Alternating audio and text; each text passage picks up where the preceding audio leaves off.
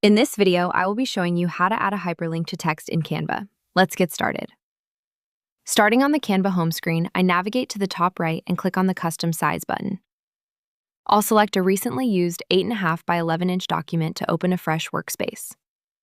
Once my blank page loads, I head over to the left sidebar and click on the Text tab. From here, I'll click to add a text box onto my canvas. I want to make this text stand out, so I'll go to the Font menu and switch it to Play Fair Display. To make it even more visible, I'll click the plus icon in the top toolbar to increase the font size until it looks just right.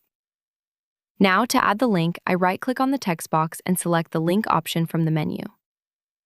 In the search bar that appears, I'll type or paste the URL I want to use, then I just click Done. You can see the link is now active.